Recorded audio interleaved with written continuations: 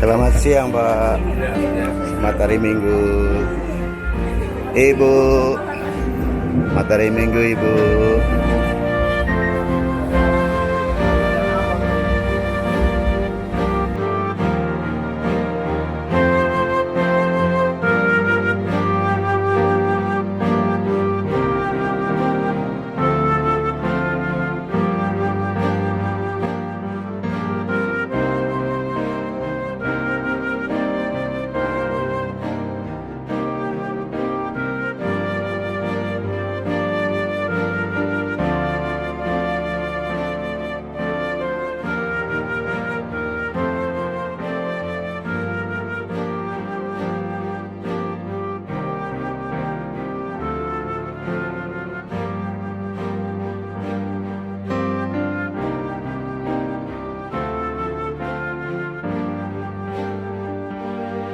Itu terjadi 7 tahun lalu. Saya lewat di Kima 8 tahun lalu. Saya lihat salah satu gereja yang dibawa. Nah, ada salah satu pastor yang namanya dia sekarang ada di Sulawesi Tengah. Bukan. Freddy Samudia kah? Dia datang bersama orang-orang Kima, datang ke rumah. Saya nggak tahu dia kalau pastor loh. Nggak tahu dia pastor. Iya. Siapa mau sangka dia pastor, dia nggak ada pakai jubah. Baru Pinus bilang ini pastor. Om. Aduh. Jadi ayo kita bangun ini gereja. Dengan catatan tidak ada panitia. Karena saya tahu kalau ada panitia sesuatu proyek itu akan rusak. Nah, kita lahir sebagai ada daging, bukan roh. Udah masih ada daging, manusia masih bisa kepentingan pribadi. Saya nggak tahu sampai sekarang kalau mau tanya berapa uang gereja itu. Ya saya buat aja. Sebagian terakhir Pastor Tinangon, dia baru pindah di situ. Dia bilang dia parokinya GPI, dia mau sumbang lonceng. Padahal waktu itu pemikiran lonceng tuh mau ke Jawa Tengah, mau order di sana. Baru nih pastor bicara, oh saya ada lonceng. Baru kebuka bahwa lonceng ini pemberian uang dikasih ke dia. Kasihan nih pastor. Kita sempat pernah masuk dulu, memang waktu pas mulai bongkar, karena masih paroki YGB itu. Kita kadang-kala kalau mau suka misa pagi, itu kita masuk di yang rumah cuma tenda itu, sambil menunggu udah bongkar tuh. Iya memang masih kecil-kecil. Tapi ya dengan bantuan semua, artinya umat bisa itu terjadi itu gereja. Saya sendiri kaget, itu gereja udah ditabiskan. Ini ada salah satu, kita lewat tiap kali, rumah kita dekat dengan gereja Katolik Paniki. Yang pusat. Saya besar di gereja tua. Oh, yang di belakang itu lah. Iya, terus saya lihat sampai saya punya anak bersaudara namanya Koropit Dien. Oh, Dien. Iya, dia nama panggilan Koropit, sebenarnya dia Richard. Dien. Kita minta dulu itu gereja tua mau dipindahin, itu masalah terus. Nah ini yang kita bilang tadi, dari kembalikan ke awal. Iya. Bahwa manusia masih terbuat dari daging, jadi nafsu itu bisa dimasukin ke situ, padahal itu kan untuk ini anak-anak kecil ini. Iya, gereja kok. Kalau torang ada uang ya torang mau berpartisipasi. Kebetulan uskup waktu sesudah ditabiskan gereja Kima, dia datang ke sini. Kita minum kopi. Terus dia tanya, mana katanya itu untuk gereja. Jadi kita bawa dia karena bukan dia yang tanya. Ini gereja apa ini di dekat airport ini? Wori. Winetin. Winetin. Ya, Musa Winetin. Oh, kita bilang oke, kita ada tanah temu kasih. Uskup bilang kalau gereja Winetin so ada, tapi sekolahnya belum ada. Jadi kita bilang gini aja uskup. Orang kebetulan ada seseorang dari patokan bicara masalah kebun, masalah tanah gereja, tapi ukurannya kecil. Saya bilang begini juga ada kita petana di pinggir jalan. Jadi sesudah kuntua free rumah kita petana itu. Jadi di pinggir jalan ada kalau nggak salah tuh 4.000 meter. Kita bilang untuk ini aja bangun gereja supaya umat Warisa sama, karena udah nggak ada umat di sana. Cuman ada 3 orang atau 4 orang. Enggak, saya bilang kalau kita mau mati mau balik ke tanah. Memang saya ada banyak tanah, ada ratusan hektar. Apa susahnya mau kasih untuk gereja? Jadi masalah gereja itu kebetulan opa saya namanya Albert Nangon. Coba baca di sejarah itu, di sejarah Katolik. Dia yang pernah dikirim di Ende sampai ke Jawa.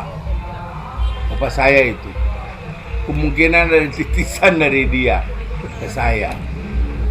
Ya kalau titisan pun nggak ada uang mana bisa bikin. Iya. Saya di rantau di Bali juga ikut. Gereja di Bali itu besar. Katedral gede sekali itu. Kalau nggak salah dia itu 6.000 meter. Gerejanya doang. Tiga arah, 3 shift, 3 saf. Pakai balkon dia. Pakai aircon lagi. Jadi umat Katolik di sana padahal minoritas, tapi bisa membangun gereja gede sih. Dan di tengah-tengah di Renon, di tengah-tengah kantor pemerintahan. Di Denpasar. 30 tahun lebih baru keluar izinnya. Termasuk kawan saya udah meninggal.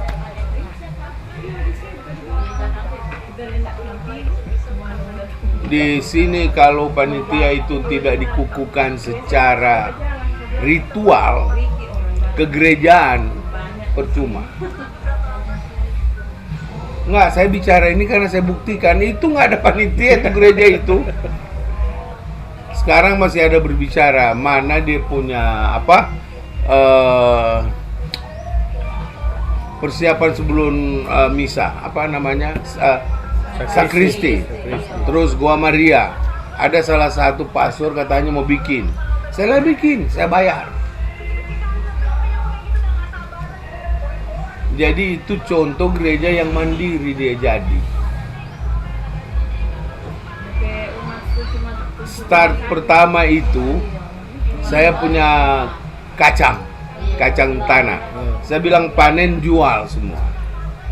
Tiap kuartal kelapa itu ya bangun itu gereja. Cuman waktu pembangunan udah berjalan 40%, ada yang nakal satu, tapi udah hilang sekarang. Ada hilang dari situ. Sampai sekarang nggak lagi nongol-nongol di situ dia. Orang-orang yang berpartisipasi situ udah 2 yang meninggal. Pertama Pak Nusa, yang orang tua di Kima atas itu di Katolik, sama satu kostor. Oh iya, yang barusan. Niko yang barusan meninggal. Itu opak yang dulu yang bilang jatuh dari pohon itu, dia itu yang dia kasihan, dia orang tua di sana. Dan itu gereja Katolik sana dulu kan tinggal 5 kakak atau 6 kakak. Nah sekarang saya rajin masuk gereja di situ. Itu banyak. Saya nggak tahu bukan dari Kima aja, kemungkinan dari sekitar. Jadi kadang-kadang 60 orang. 80 orang masuk situ. Mulai full lah. Iya, jadi ya bersyukurlah. Saya sendiri waktu itu gereja itu selesai baru mau masuk gereja. Dulu nggak tahu gereja saya. Sama Mas kata.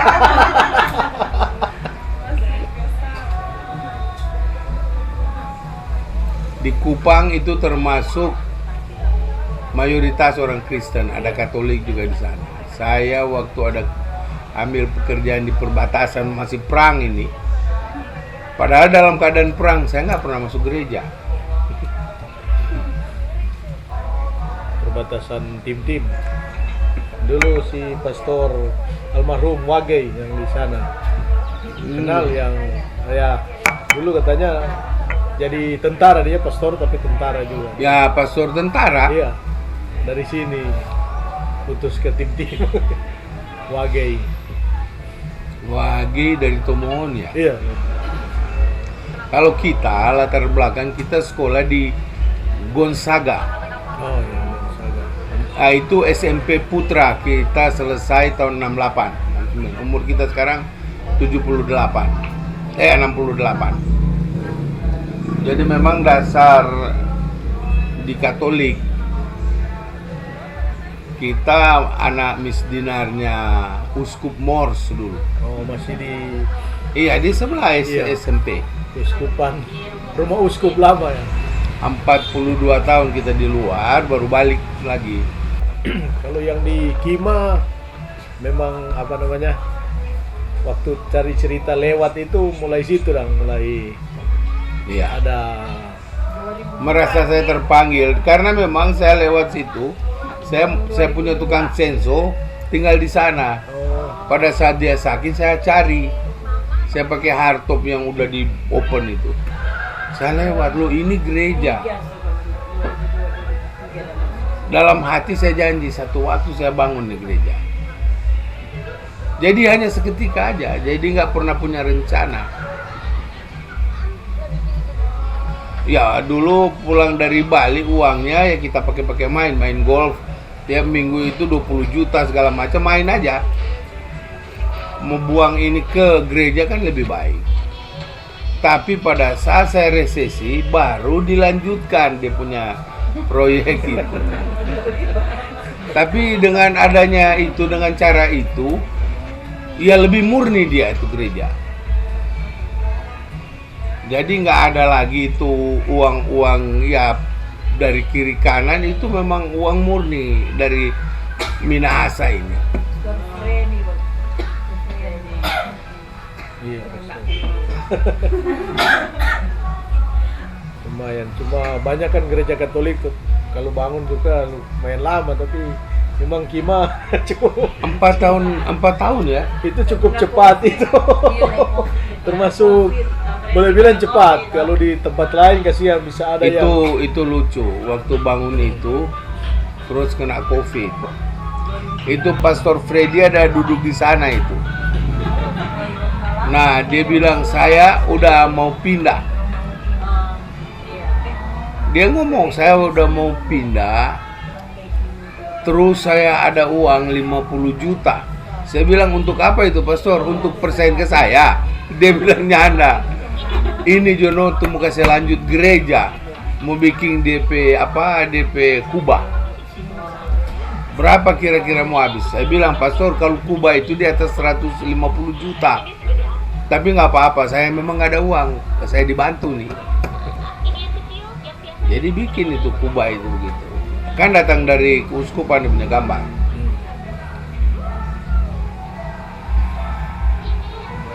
Sampai itu jadi ya bersyukurlah itu bisa ada gereja di situ. Karena udah minus orang Katolik di sana kan. iya, apalagi kalau memang di kampung itu kan, di desa itu. Padahal menurut dari silsilah oma saya itu Ramber di sana banyak orang Katolik semua tuh. Udah pindah. Kayak Pastor Tinangon ini. Tadi saya mau pulang, dia masih hadang saya. Dia bilang Pak Ferry, masih ada tanah kah di dekat-dekat ini, di dekat-dekat dia punya gereja tuh. Saya bilang ada di Wusa masih sama Lombu. Mau bikin apa pastor? Mau bikin kuburan. Karena orang Katolik kemungkinan kubur sampai di apa? Kota. Saya bilang ada. Cuman itu perlu izin. Kalau tanah masih ada, saya punya kemungkinan di Wusa sekitar 300 hektar. Boleh kalau mau ambil berapa? 2 hektar, 3 hektar. Cuman itu izinnya saya kira nggak gampang. Karena perkembangan kota di sana. Kalau begitu ya di itu aja patokan, masih ada 28 hektar. Boleh di belakang gereja itu, tapi masih jauh.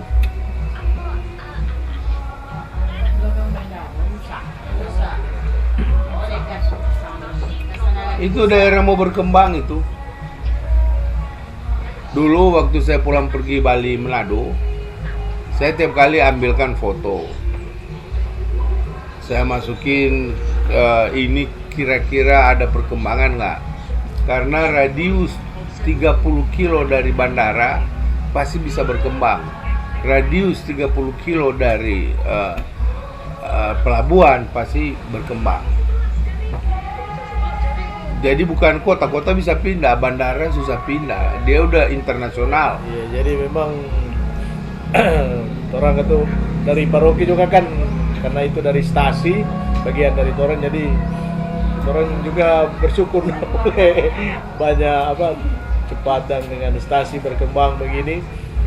Karena sejak jadi paroki otomatis kan boleh bilang jadi tanggung jawab juga kan stasi yang Jadi bagian, GPI kan iya. paroki.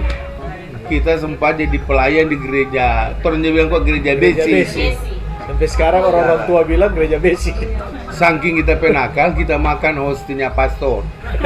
Tapi belum diberkati. Iya. Lapar. Jadi ya anak asrama lapar, kasihan. Bikin misa kalau nggak salah itu jam 6, setengah 7. Jadi mesti ke gereja itu setengah 5. Bayangkan itu masih lapar, malam kan, pagi nggak ada. Asrama yang ada kolam-kolam itu tuh di belakang. Iyo, telaga. Telaga.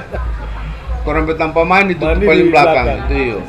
Yang Ada memang mata air. Iya. Yang di belakang Agustinianum sekarang. Pelayan misa kita anak altar dulu. Nah dulu altar itu masih membelakangi umat. Oh iya, masih sebelum konsili. Ya itu pastor saya dulu, Pastor Felix dari Portugal. Dia bekas penerbang Perang Dunia Kedua. Saya bilang, pastor, kok bisa jadi pastor? Dia bilang namanya bicara, dia bilang itu panggilan. Selesai. Kalau dia bilang panggilan, mau apa? Dia panggil, kenapa Tuan Kaseger ambil itu roti? Lapar. Ya memang lapar, pastor. Terus dari asrama tidak ada makanan. Saya bilang pagi-pagi, pastor. Dia pergi pemenir rumah gitu. Jadi habis dia ngomong secara pribadi dengan menir rumah kita, lihat menir keluar, sumerah semua ini. Mana dapat dengar pastor itu bicara keras. Mulai saat itu tuh sarapan pagi-pagi. Nah pada saat itu kita pergi DP minggu depan masuk untuk Miss Dinar, Suster Rosa dipanggil Ferry. Kalau apalagi kita pesalah ini, nakal no. Mari. Oh kita mabuk waktu itu. Bel segala macam tahu goyang terus. Aduh apalagi ini suster. Sarapan pagi apa salah saya? Nah itu sarapan cepat sebelum waktunya. Aduh roti tebal begini. Ada daging di dalam, kita bilang bukan main. Susu. Oh semuanya itu sampai anak-anak lain semua rajin jadi misdinar. Suster-suster yang di Walterus itu. Iya. Cuma langsung meninggal katanya Suster Rosa itu.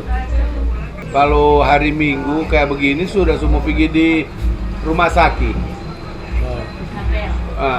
Rumah sakit apa? Herman, Gunung Maria. Itu udah kasih ajar di mana ada pasien-pasien yang so berat, orang datang kong sembayang no. Jadi orang kadang-kadang 7 orang, 10 orang datang sembayang, pindah-pindah. Nanti keluar suster kasih akan. Oleh-oleh lah untuk makan. Kalau dulu di SMPP di atas, MEA, dengan SMA. Kan tahu sekarang sudah di apa itu? Kita lewat mau pergi Tomohon, kita lewat itu pohon, terusnya bilang pohon den. Dulu dia masih begini. Sekarang udah besar. Saya bilang buka main nih pohon ini. Umur saya sekarang dengan itu lebih tua itu. Dong sepotong di DP ujung dong potong. Yang di Buka Gonzaga. Iya. Ya kalau nggak di SMP situ, itu basic of educated dari SMP. Dia tertanam sekali itu. Lagi dulu sih. Dulu bruder ya. dengan kasih ajar 4 orang. Masuk di Tomohon itu jam 4:15 menit udah mandi di pancuran itu. Iya, pancuran. Itu dinginnya minta ampun. Orang so ada teknik, jadi masuk sekaligus, keluar bahasa bohong, kong masuk ulang. Karena itu pancuran besar begini aja keluar tuh air.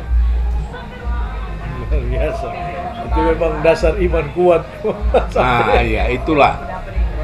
Pak bilang tadi, tuh iman Kang waktu SMP itu memang Ya. itu salah satu landasan sampai memang Dulu bergerak. kita ada bawa satu misi rahasia sebenarnya dari pemerintah Indonesia untuk bangun pasang generator di Soe.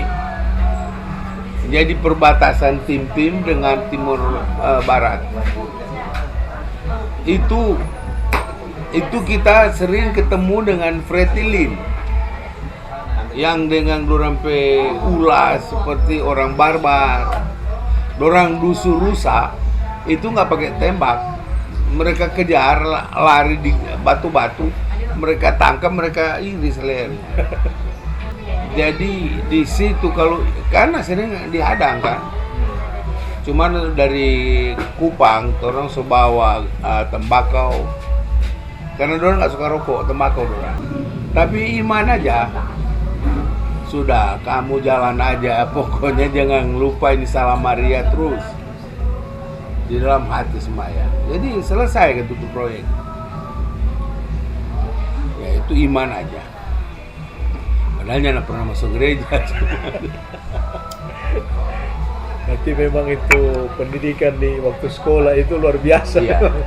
Pendidikan iman ya, sampai sekarang. Itu kan semacam tanda salib, itu pembukaan yang sangat mulia. Bukan asal atas nama Bapa, Putra, Roh Kudus, amin. Kita masuk ke dalam iman kita. Ya kalau memang semua mati apa boleh buat, memang mati asal di dalam kepercayaan. Nah. Sini Ron. Dapat penghargaan nih. Seminari kong dia kaweng kapan tapi keponakan. Kong sekarang kata sumber tobat. Sumber tobat so terima ekaristi ulang. Sini ngana. Seminari dia. Ini seminari. Bukan seminari juga. Iyo, kita masuk 96. Kita keluar, kita masuk ke 80 orang Devi Rasuk Kang. Devi ngajar sekarang. Ngajari Ketekis ya. 80 orang. Ini riwayat, ini orang Katolik betul ini. Banyak terpanggil, sedikit terpilih.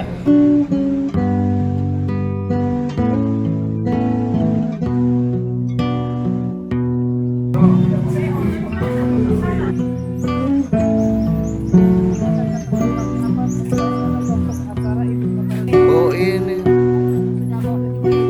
Bagaimana Bapak dan Ibu? Mantap ya. Aduh. Iya. Ini berkat dikawal LC ya.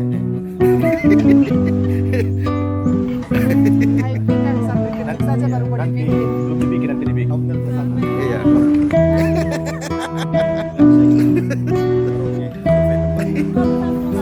Mereka kalau lagi di sini mau Ibu makasih ya. Nanti kembali lagi. makasih ya. Makasih. Ini tuh rampe. Hah? Oh iya dong. Nanti tuh orang bawakan rendang sama ibu. Halo Ci. Hai.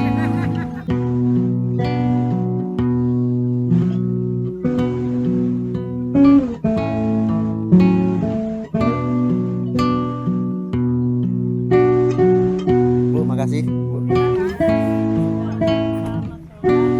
Nanti terang mainfo karo Rio.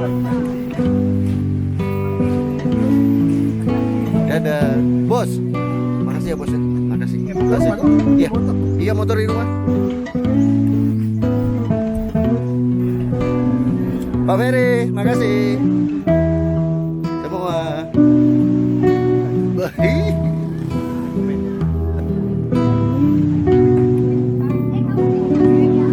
Oh, foto di sini.